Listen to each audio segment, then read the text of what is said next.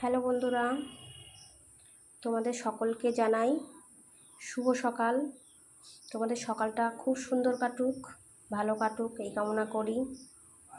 তো দেখো, আমি সকাল সকাল স্নান করে চলে এসেছি রান্নাঘরে। সব তরকারি কেটে নিয়েছি রান্না করব বলে। এ দেখো, সকালবেলা গরম ভাতে খাওয়ার জন্য এই ঢ্যাঁড়স দিয়ে আলু দিয়ে সর্ষে বাটা দিয়ে একটু ঝাল হবে। এটা সকালবেলা গরম ভাতে খাওয়া হবে। আর দুপুরে করব পটল দিয়ে আলু দিয়ে গামাখামাখা একটা তরকারি আর ডিম, 3টে ডিম অমলেট করে একটু মশলা কষিয়ে গামাখামাখা তরকারি করব। এটাও ডিম অমলেট করে তরকারি হবে আর কি, কষা হবে। আর দেখো, চাউমিন, মেয়ের স্কুলের চাউমিন দেবো বলে সিদ্ধ করে রেখেছি। ওর চাউমিনে একটা ডিম দিয়ে দেবো।